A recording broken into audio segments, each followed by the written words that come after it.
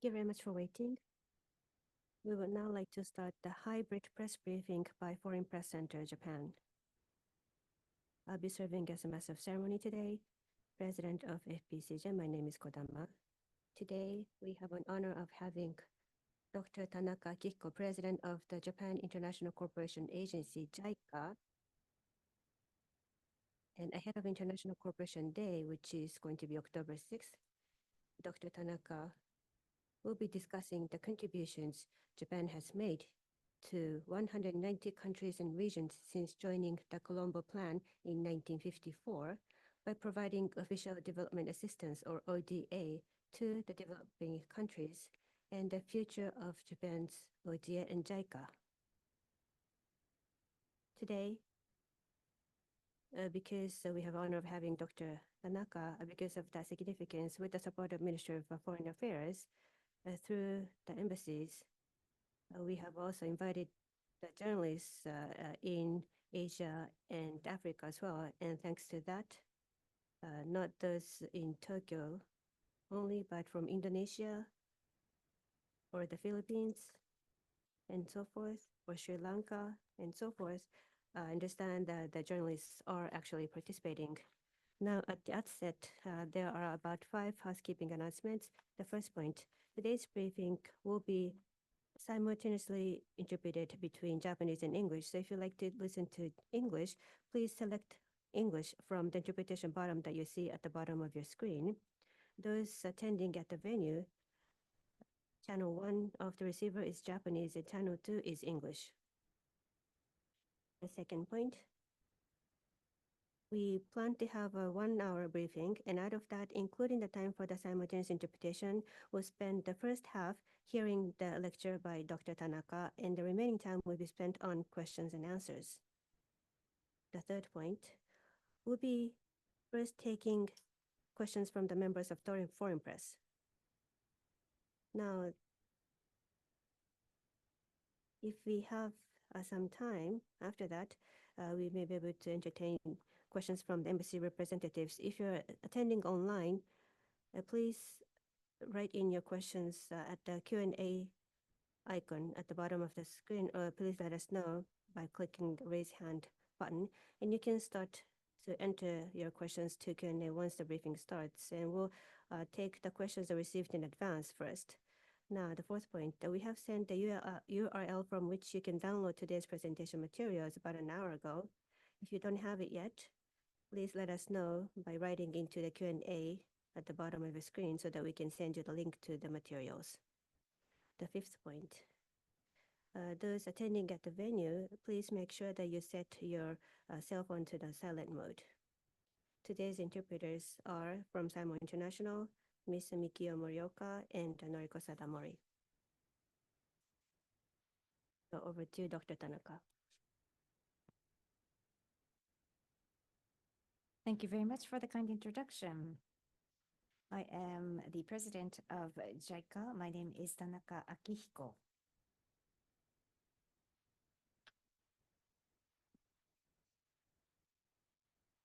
Today, I will be talking about international cooperation by Japan.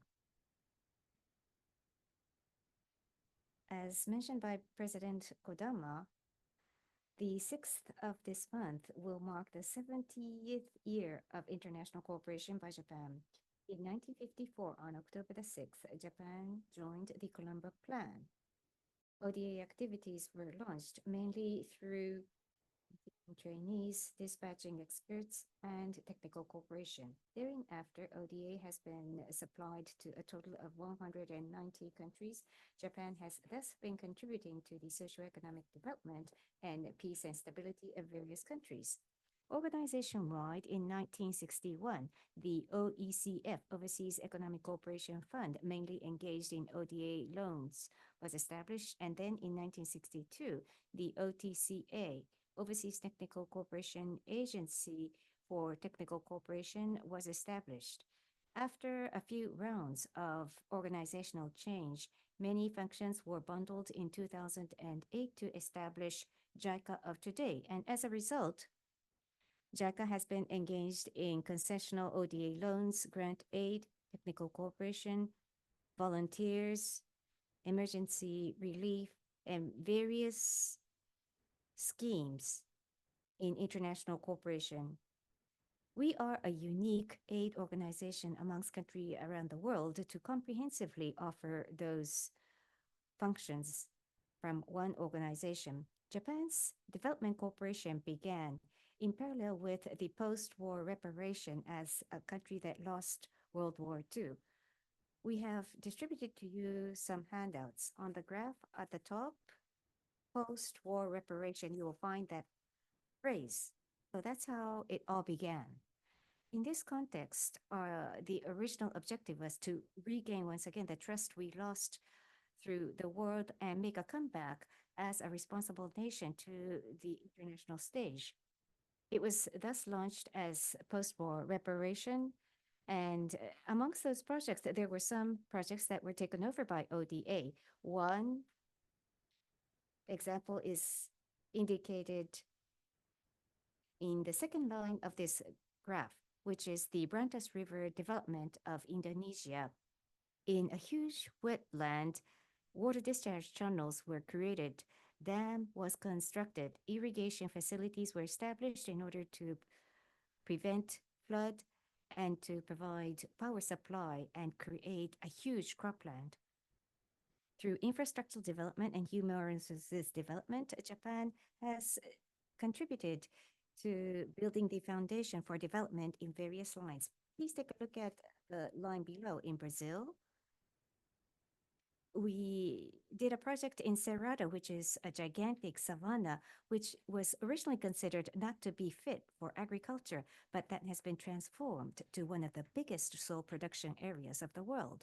And in Thailand, the eastern seaboard area of Thailand was transformed into an industrial complex. It's now referred to as the Detroit of Southeast Asia, housing the manufacturing sector of Thailand, including the automobile manufacturing sector. Funds were provided through ODA loans, and technological development and cooperation was provided for human resources development. It's a success story. And from late 20th century to 21st century of today, we engaged in large-scale infrastructure development as well as very unique technical cooperation. One such example is the Delhi Metro of India. It was financed through ODA loans by Japan, and through thorough technical cooperation, it generated great success and safe and comfortable administration and management. The total network length of Delhi Metro is even longer than the Tokyo Metro, and it's become the largest urban transit system. In Manila, in the Philippines, there's a river called the Pasig Marikina, which was flood prone. In partnership with the Philippine government, JICA established a flood control channel to prevent water disaster and has engaged in embankment construction. Of course, floods do occur when there are typhoons, but with this project, the damage has been minimized. Next, on this graph, on the second line from the top right, you see market-oriented agriculture, SHEP. And this was a project that began in 21st century. It stands for Smallholder Horticulture Empowerment and Promotion, and is a technical development project aiming for income increase of smallholder farmers.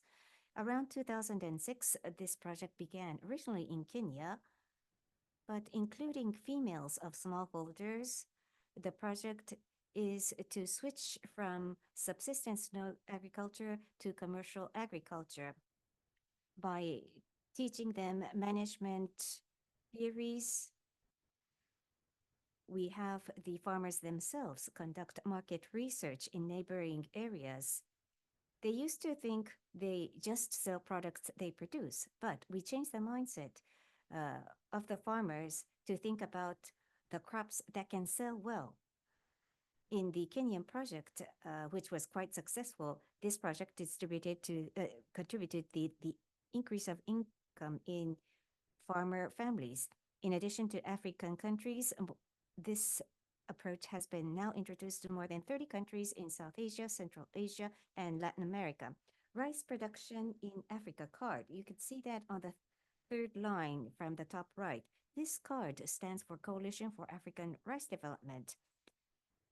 Through TICAD, Tokyo International Conference for African Development, we launched this project to increase production of rice through providing appropriate technical cooperation. By increasing the productivity of rice making, we launched this project to increase rice production. The project was declared at the TICAD in 2008, and we were successful in more than doubling rice production by the TICAD hosted in 2019. And also in the health sector, we have engaged in various projects because this is a priority area of Japanese ODA. One great example is the Maternal and Children Health Book, which is now used in more than 50 countries around the world. In addition to JICA, many aid associations and private sector companies have provided funds to increase the penetration of the handbook. Japan's ODA has also contributed to peace building. On the top right, you see the phrase peace building in Mindanao. In Mindanao, in the Philippines, from the late 1960s, there has been conflicts between the Muslims and the government forces. Many rounds of peace negotiations were conducted without a peace becoming rooted. Under the Koizumi administration, Japan announced the Mindanao Support Package and began the project for socio-economic development of Mindanao, and JICA began to send support staff to the international monitoring team since 2006. By engaging in cooperation in both areas of both parties to the conflict, we've contributed to the peace process. Even after the Comprehensive Peace Treaty was signed in 2014, we continued to provide support in building schools, public buildings, as well as occupational vocational training projects, so that the peace dividend becomes tangible to the people. There will be the election by next year, and the Bangsamoro Autonomous Authority is scheduled to be established. We will continue to provide such assistance so that peace becomes rooted. Now, please pay attention to this line graph here. From 1960s from 1960s until last year, this shows the ODA contribution amount by G7 countries. The red is Japan, and blue is United States, and brown is Germany. Now, if you can take a look at this,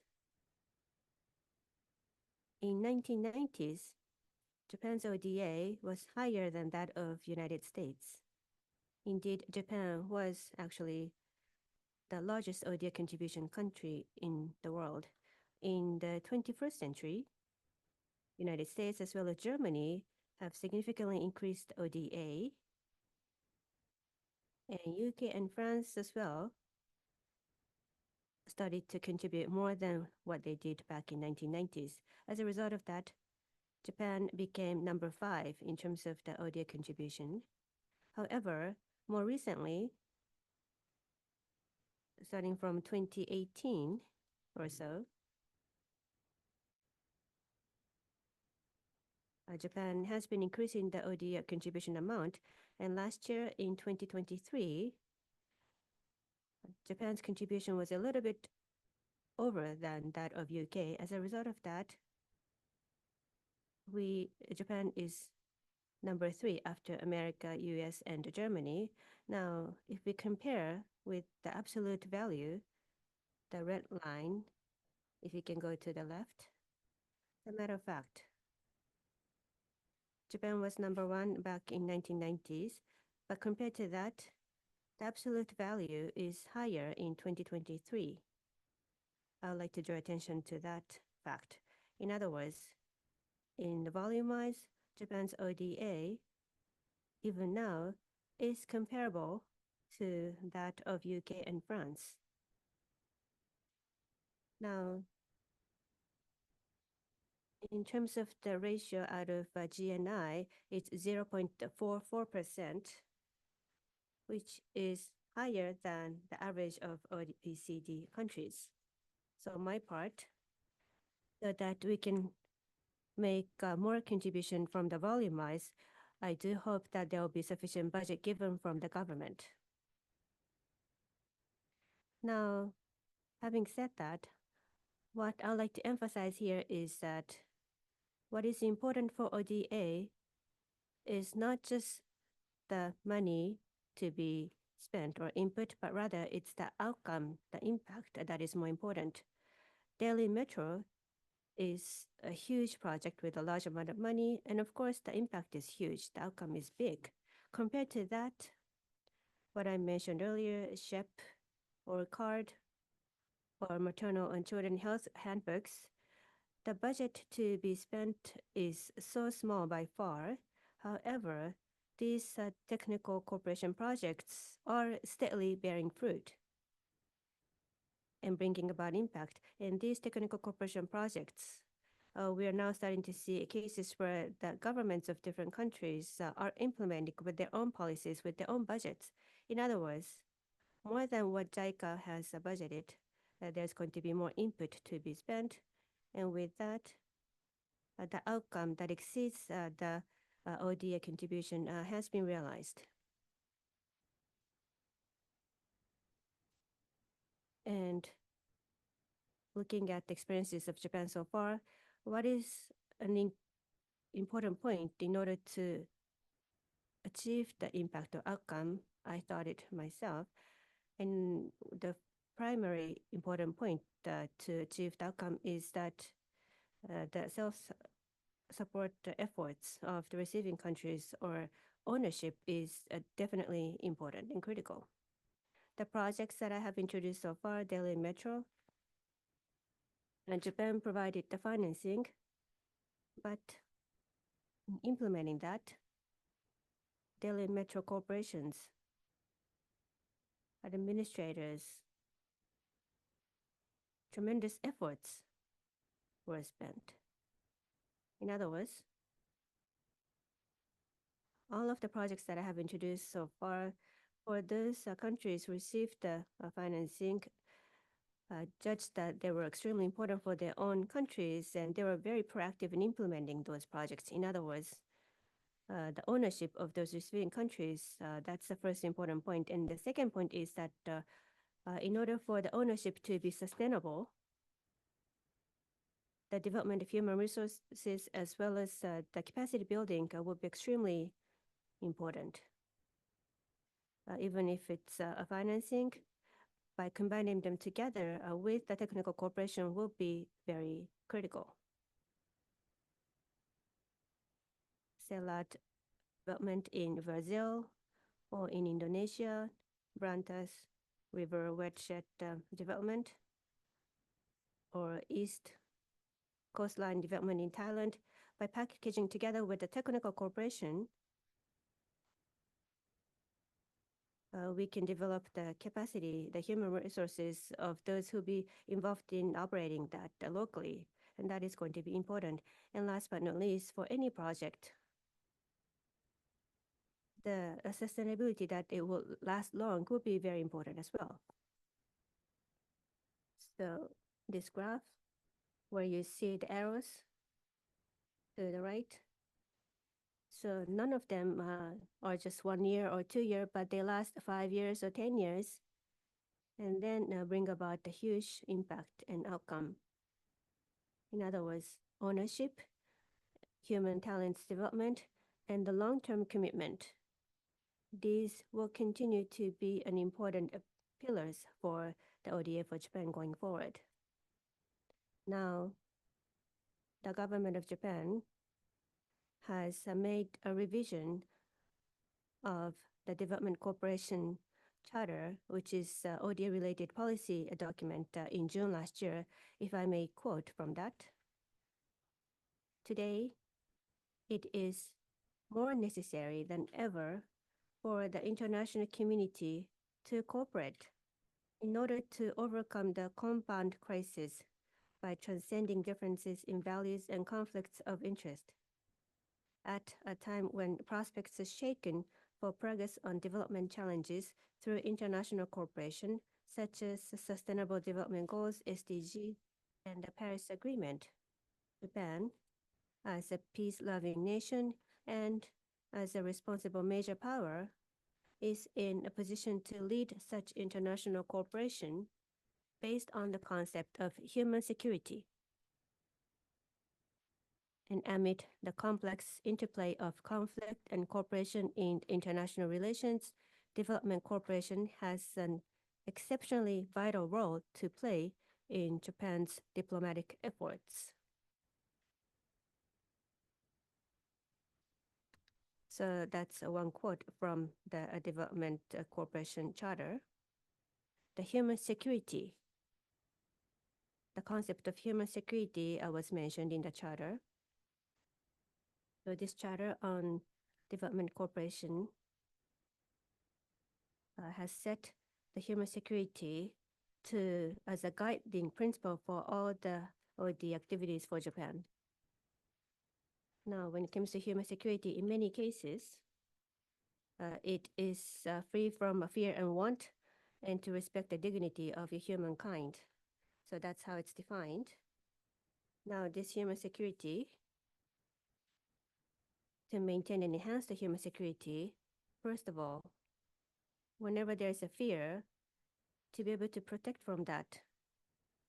So it's a defense of human security. And also when people or the society to be more resilient, to make it more resilient, that we can secure the human security. So it's more of an empowerment. So there are two sides to human security. Now for JICA, for the peace building, what we are promoting is more of protect and defend the human security. And just like Pacific Marikina River, the measures against flood, this is more of a defensive measure. Now, for the urban system as a whole to be enhanced as a whole, various challenges can be overcome, just like a Delhi Metro as well.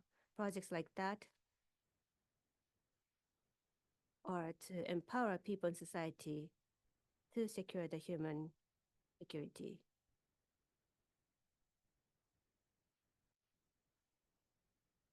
So we will continue, but as was mentioned by Charter, based on this principle of human security, and by respecting the ownership of the various countries, human talent development and capacity building is what we'd like to focus. And based on the long-term commitment, we'd like to continue to be engaged in the cooperation. So that concludes my lecture at the outset. Thank you very much. And then I would like to entertain your questions and comments from here on. Thank you very much. President Tanaka, time is limited, but thank you very much for wrapping up the activities of JICA as a cooperation agency of the past 70 years. Thank you for touching upon the guiding principle of cooperation by Japan. 70 years was a long, but thank you very much. But time is money. We have slightly over 30 minutes left. We would like to immediately go on to the Q&A session. We will prioritize the foreign press and accept the question from the foreign press. Those who are at the venue in person, please raise your hand should you have any questions. And when appointed, please identify yourself and your affiliation. But this time, we have received many questions in advance. So I would like to organize the several questions received and read them out to you. As I said, from Indonesia, Thailand, Vietnam, or Sri Lanka. From Southeast Asian countries, we have participants connecting online from those countries. That's how high the interest is from such developing countries. First of all, on ODA budget and policy, there have been a few questions. So I would like to read the questions related to that subject matter, and I would like to ask President Tanaka to respond. The first question is by a journalist of Valor Econômico of Brazil. What is the impact of the weakening Japanese economy in recent decades on Japan's international aid budget? The Japanese economy has weakened in recent decades. Is that impacting Japan's international aid budget? And if so, what's the impact? Thank you very much for the question.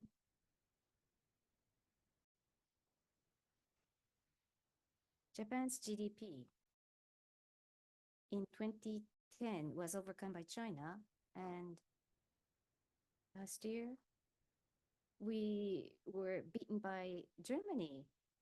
So Japan's GDP in itself is the fourth in the world in terms of ranking. Is that impacting Japan's ODA budget? I think that was the point of the question. True that the growth rate of the Japanese economy is low. So the ODA budget earmarked by the Japanese government, has that been impacted? In 1997, the budget peaked, and then until 2010, it declined, and thereafter it's remained flat, more or less. However, I showed you this chart, and if you can take a look at the chart, Japan's ODA itself is marked in red. 1997, in comparison to 1997, the point for 2023 is higher. So, due to the low growth rate of a Japanese economy, has there been significant decline of Japanese ODA? No. Rather the reverse. We have seen increase in Japan's ODA in recent years. Why is that the case? One of the reasons is as follows, and this relates to the uniqueness of the Japanese ODA. Half of bilateral ODA, between 50 to 60% of bilateral ODA is comprised of concessional loans. These are loans, lendings.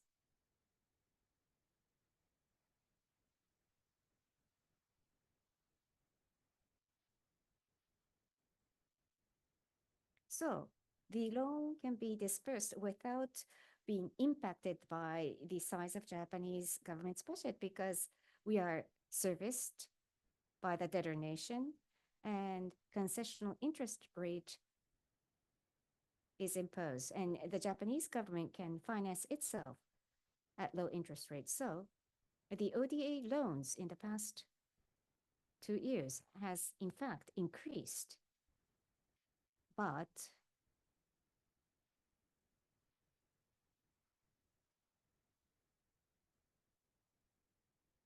ODA is something that is implemented through dialogue with partner recipient countries, and therefore at this juncture I cannot clearly state whether it will continue to grow even after the next fiscal year.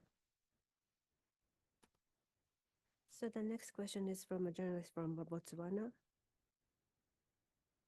A question about the development goals.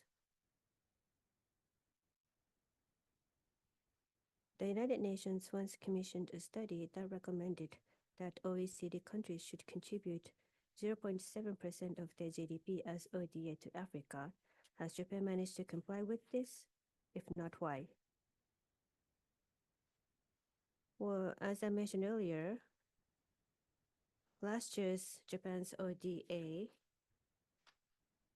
ratio against GNI was 0.44%.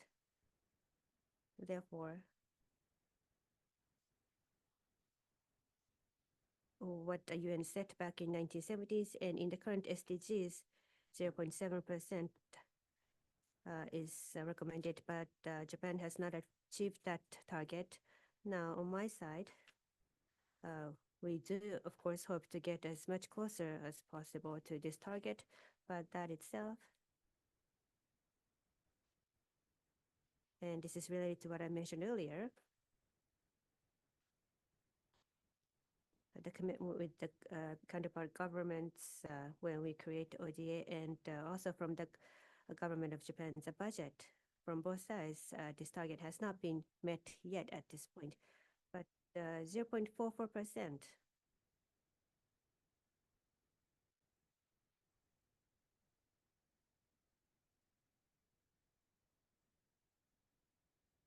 Well, among the OECD countries, compared to the average of those countries, this 0.44 is higher.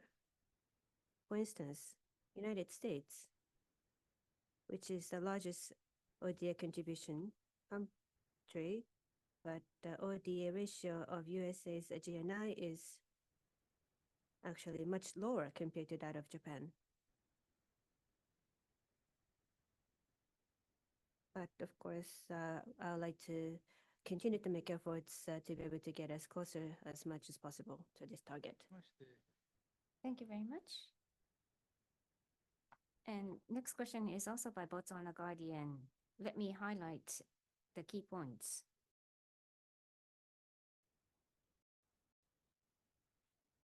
Between trade promotion and ODA,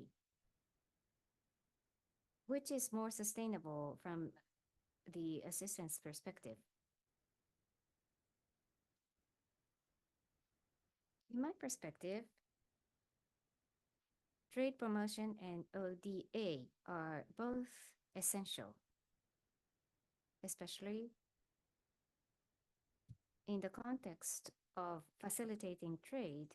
Foundations have to be built, and in order to build foundations to facilitate trade, ODA in many cases is necessary. The Eastern Seaboard development of Thailand was financed by Japanese ODA, and a huge industrial area was built in Thailand through infrastructure development. And because this infrastructure foundation was built, Thai was able to increase automotive production and increase exports from its manufacturing sector. So trade facilitation, trade promotion, and ODA are intercomplementary. And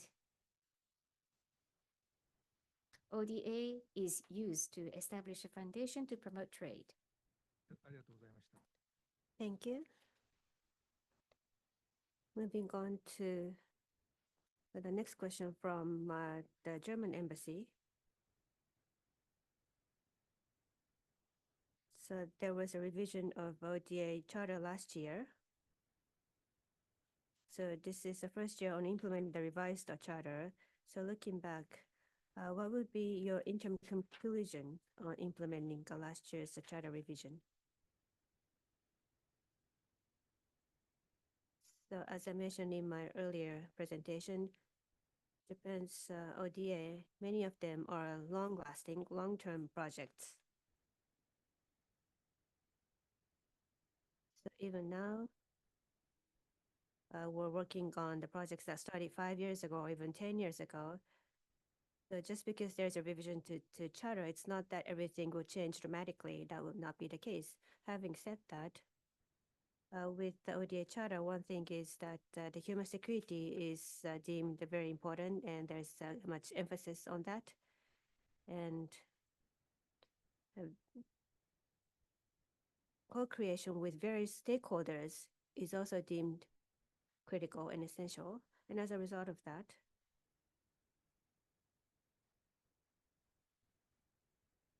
what we are to promote as new ODA deals or projects, among them, not just with the governments of the counterparty, but the private sector companies as well as NGOs and universities and the local governments, local municipalities, together with such various stakeholders. We are now proactively trying to promote those projects where we work together with those various stakeholders. And also,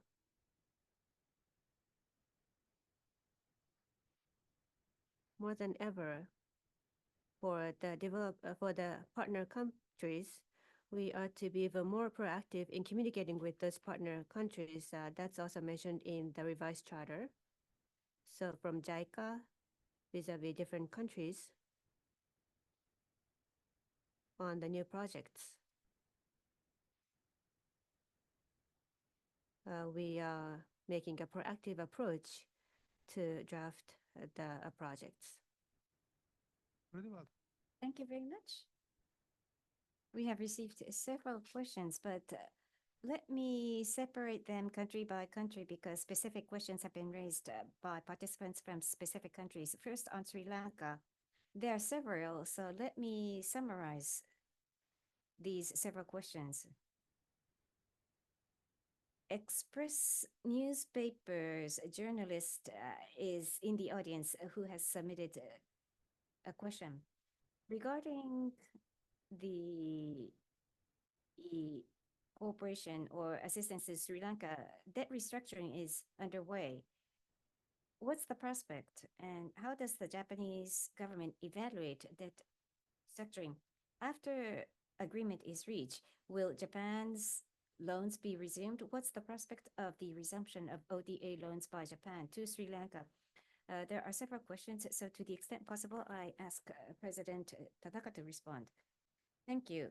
Unfortunately, in 2022, they failed to service debt and went into default status with IMF. Thereafter, the IMF and the Sri Lankan government had continued to engage in dialogue, and fiscal reconstruction efforts were launched.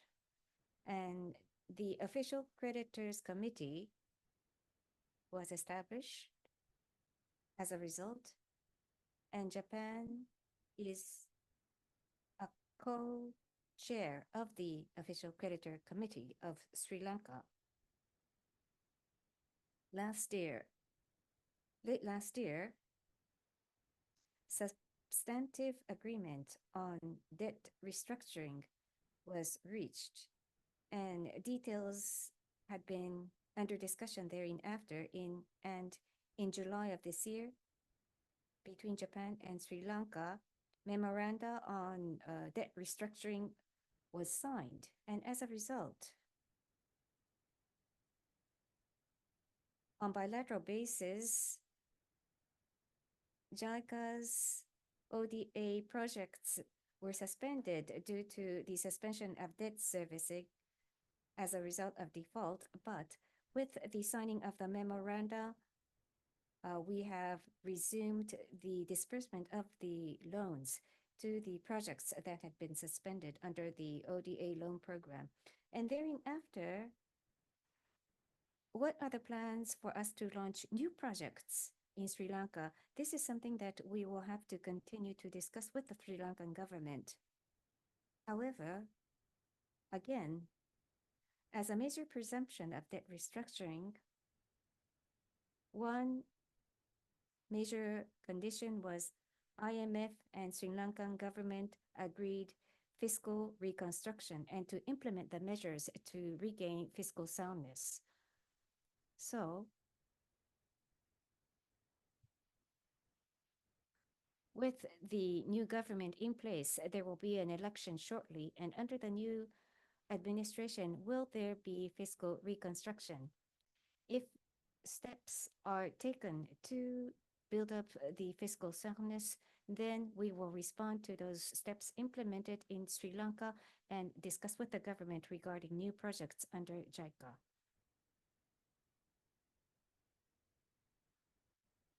Regarding specific issues, that's where we are today. So today, I will refrain from making any comments on specific projects. Thank you. Those participants from Sri Lanka, please also approach the local JICA office in Sri Lanka. Now, moving on to some questions around assistance to Africa, I'd like to summarize the questions. Basically, South Africa, Africa Daily Post, or Botswana Guardian, journalists from Africa Daily Post, Botswana Guardian, and also journalists from Tanzania raised questions. So let me summarize the questions. Now, when it comes to JICA's assistance to Africa, what are JICA's strategic priorities for Africa? Let's say in the coming decade or so, what will be the areas of strategic priorities? Would it be economy or infrastructure or anything else? Or, as Dr. Tanaka said, that since 1954, Japan has been assisting to more than 190 countries and regions. Now, how many countries in Africa received assistance from Japan as a recipient countries?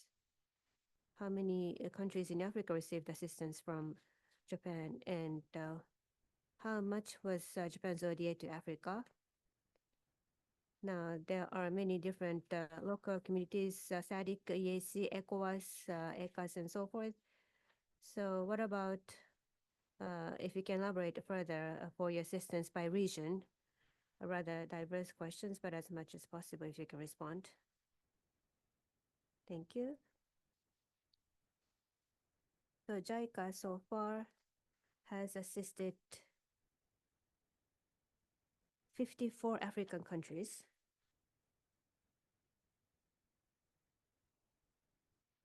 So of course, there may be some differences in terms of the volume of assistance depending on the countries, but in principle, we have provided assistance to all African countries.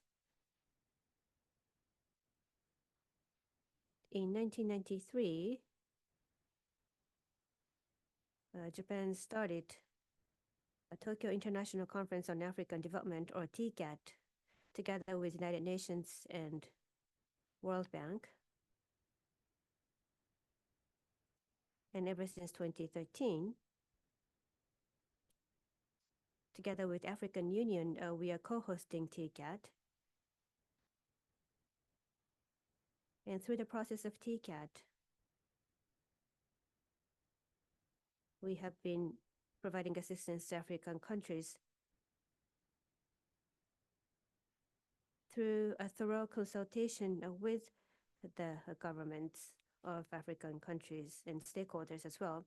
Next year, in 2025, there will be TCAT that will be held in Yokohama. So towards that, together with African countries, we are in close communication to discuss what kind of activities will be favorable. Now, in terms of the actual size or the scale for fiscal 2023, our assistance to Africa was 134.6 billion yen. So that's about $1 billion, I would say. But out of this, as I have been saying, we are engaged in many technical cooperation projects in Africa. So the financing itself may be not that large, but the outcome is big. And one example is SHEP, SHEP project. So this started in Kenya, and it's spread throughout Africa in different countries in Africa. So the invested amount was not that big, but the outcome was huge, very impactful. And also this project card as well. This is to increase the rice production in Africa. The projects like SHEP and card, they're both in the agricultural area. So the cooperation in agriculture is something that Japan has been focusing so far. And on top of that, in the insurance area, the mother and children health handbook is also being promoted in Africa as well. And with the COVID-19, the enhanced medical system is something that we are focusing as well. Another factor is very important infrastructure in Africa is connectivity. Connectivity is vital because in Africa, there are inland countries who are not faced to the ocean. There are many countries, inland countries, who don't face the ocean. For them to achieve the sustainable development, the trade with the rest of the world and human exchange shall be done in a smooth way. That is important. Earlier on, there was a question about trade promotion and ODA. But in order to promote trade, those inland countries should be connected to the ocean. That's very critical. Now, for that purpose, in some of African regions, from ocean, we are involved in the projects to construct the corridors connecting ocean to the inland. More recently, in South Africa, from Indian Ocean to inland, from Nagara, the construction of corridor from there is one of the focus projects. And this is also related to a technical cooperation project to promote the trade between two countries. The immigration control of the borders need to be made more efficient. Therefore, in JICA, a one-stop border post scheme is now being promoted for the introduction at the borders. If there's a national border, then usually on this side, there is customs and immigration. And after you go across, there's another immigration. So you have to go through the review twice.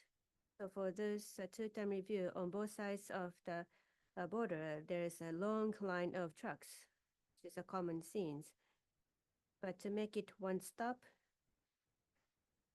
rather than two stops, to make it one stop by utilizing IT technologies. So that's the kind of project that we're focusing, or promoting.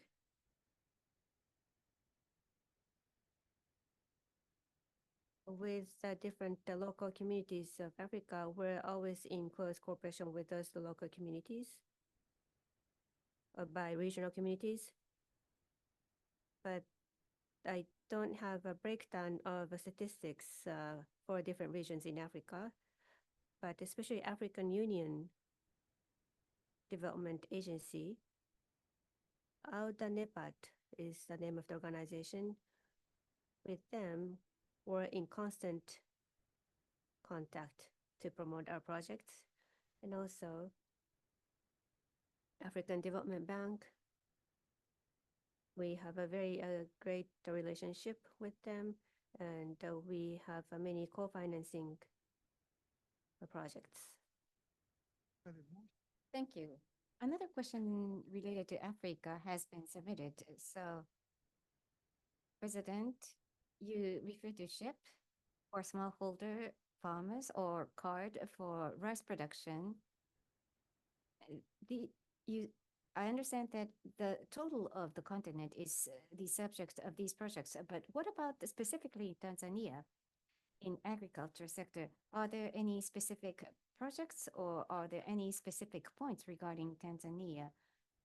This is a fact-related question, so it may be difficult for you to share with us the facts at this moment. Thank you. Tanzania is an important partner for JICA. Regarding most recent projects, I think it would be better for you to ask the local JICA office in Tanzania. But in my presentation, I talked about rice production increase. JICA in Africa has been engaged in projects to increase rice production, and it was Tanzania that we went in earliest for rice projects near Kilimanjaro on the southern side of Kilimanjaro. Lower Mosi is the name of the place, and in that region, great rice paddies have been established as a result of successful projects, and the soil productivity has improved significantly. We have made efforts to spread this on nationwide basis in Tanzania, and through CARD, we are trying to expand that to continent-wide. Moving on to questions on Asia from journalists from Asia, especially Nepal, Vietnam, and the Philippines. There are following questions. So I'd like to summarize those questions. Is there any program that JICA is interested in promoting in Nepal? What kind of programs? And for Vietnam, in the years to come, what would be Japan's priorities in providing ODA to Vietnam? And how about the priority programs for the Philippines? And then South Sudan, actually, in Africa. What would be JICA's mission or vision in South Sudan in the coming 10 years? So as much as possible, if you can respond. First on Nepal,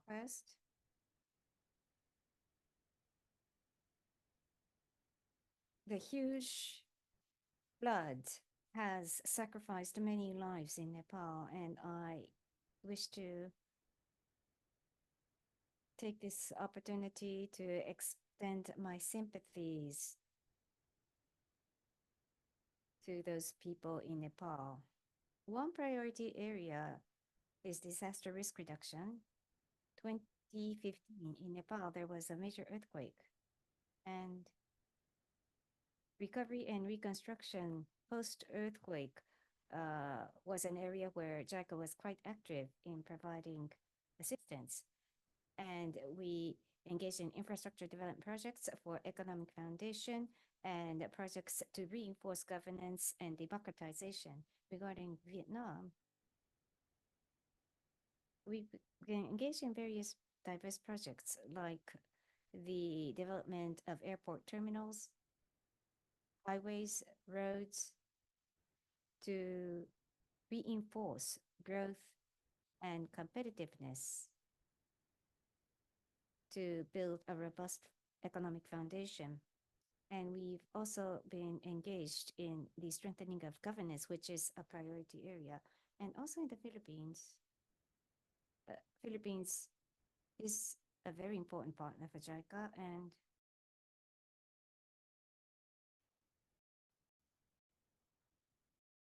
upper middle income country. They are in the stage of becoming an upper middle income country. So they need to reinforce their economic foundation. Urban transport is necessary. So commuting line connecting southern part and northern part is being implemented. Several projects, similar projects are underway, and I explained the southern project in Mindanao. So peace becoming rooted is a key area for the Philippines. And South Sudan, first and foremost, peace process must be promoted. That's of highest priority. Like in Mindanao, likewise in South Sudan, we are engaging in assistance that would contribute to peace building. In 2022, along the Nile Freedom Bridge the only bridge in South Sudan was completed. And after that, in Juba, the capital city, potable water supply system was built through cooperation by JICA. We're currently engaged in a project along the Nile, which is the river port along the Nile. And by establishing these social infrastructure, we're trying to contribute to the peace building process in South Sudan. So the time is pressing, but we have two more questions in advance, one from on Ukraine and in Latin America.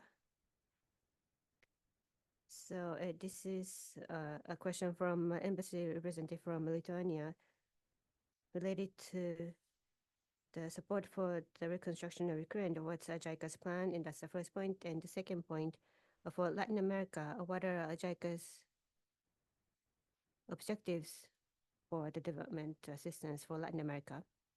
Now, when it comes to Ukraine,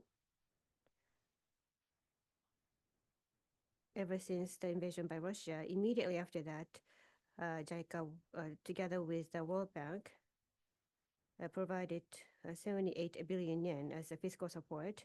And after that, based on the policy of the government of Japan, a total of 91.3 billion yen of the grant aid is underway right now. It's being implemented. And in July last year, I visited Kyiv and with President Zelensky and the government leaders, I had a discussion with them to discuss how the assistance cooperation should be going forward. And we do have the local office, JICA office there, and they are in close contact with the government of Ukraine and working on the measures for landmines and debris rubble processing, energy, agriculture, health, and education in broad areas. We are providing assistance. In the restructuring process going forward, we would like to leverage the experiences that we went through after the Great East Japan earthquake. I think some can be used for the reconstruction of Ukraine, and the private companies in Japan are going to Ukraine. JICA would like to also support from side. Now, when it comes to Latin America,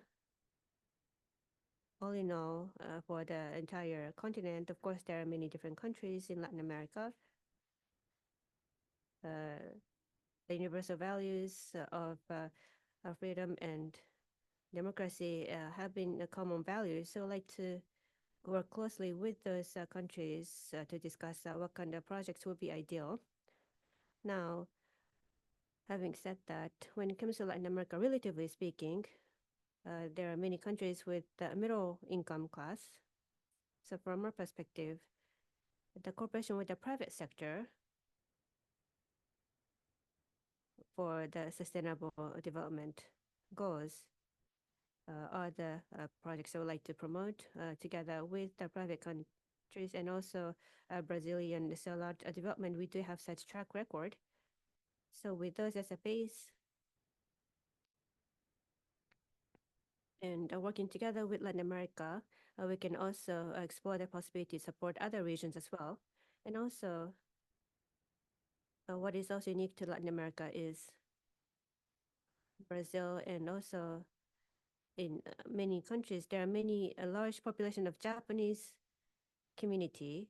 So together with the Japanese community, incorporating with the Japanese community in the Latin American countries, like to support sustainable development and to promote the relationship between Japan and those Latin American countries.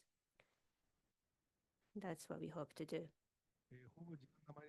Thank you very much. Time is almost up, but can I ask you one last question, President Tanaka?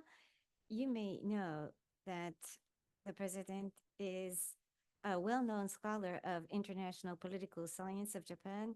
He is an expert on security-related matters, but he is here wearing his hat as the president of JICA. But there's one question I must ask as a relevant question. Free and open Indo-Pacific is one of the mottos or visions that has been carried on from the previous administration of Japan. And there is a tension in the South China Sea and East China Sea. Maritime safety as well as safe navigation and safe passage has to be secured. And so the Japanese government is injecting efforts into OSA, Official Security Assistance, which is a new scheme that has been introduced in addition to ODA in order to provide assistance in the area of security. Maritime security is one priority area, and patrol ships that would contribute to maritime security is being provided, and capacity building of Southeast Asian countries is being offered as part of the OSA. But this balance between OSA and ODA, of course, it may be difficult for you to make any comments as the president of JICA, so please take that hat off and speak as a scholar or expert in this area. To the extent possible, can you share your views with us? Thank you. ODA. OECD countries have formed DAC, Development Assistance Committee. And based upon the agreements at DAC, the assistance is to be provided through ODA in non-military areas, and that's the definition applied. But the Japanese government has established a mechanism called OSA anew, which means that areas that cannot be covered through ODA is to be covered through OSA. So the Japanese government may provide assistance in areas that cannot be covered by ODA in the form of OSA. If we look at other countries like the United States and the UK, they are engaged in ODA, but at the same time are providing cooperation in the defense area. So Japan needed to think about external assistance similar to such mechanism. In the United States, there's USAID that's engaged in ODA, but for military sales is another mechanism for weapons supply. That's not ODA. US's assistance to Ukraine also goes through that channel as well as through ODA. Then, where's the demarcation between ODA and non-ODA assistance? Conceptually, self-defense versus law enforcement. I think that's the demarcation. In other words, under the UN Charter, no country has the right to attack. All countries are granted the right to self-defense. So whatever initiative that is related to defense is to be done by defense agency, not by ODA agency. But law enforcement is not about self-defense. Law enforcement is done by police or coast guards. The authority is given to police and coast guards.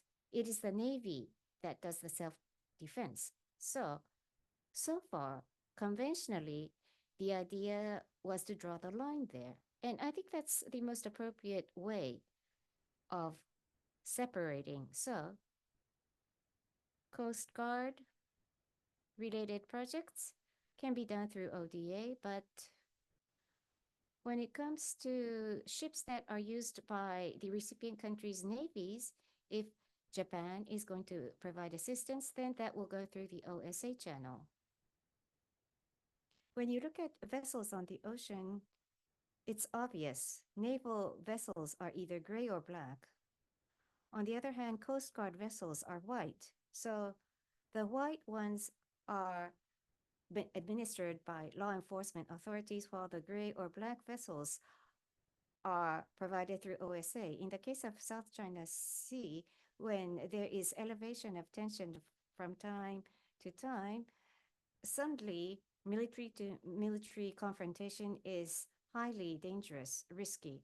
Rather than such encounter, I think warnings between coast guards should be done. So At that stage, it is best to try to establish the relationship and resolve the potential incidents. So one good example is Japan's assistance to the Philippines, and there's much assistance being provided to the Philippine Coast Guards. Thank you, President Tanaka.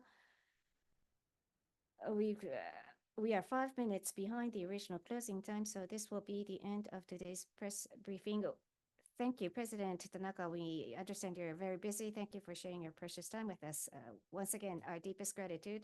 And thank you for joining us from other countries and from various places. And also, some of you have come in person to our center. Thank you very much for joining this session. With this, today's press briefing is closed.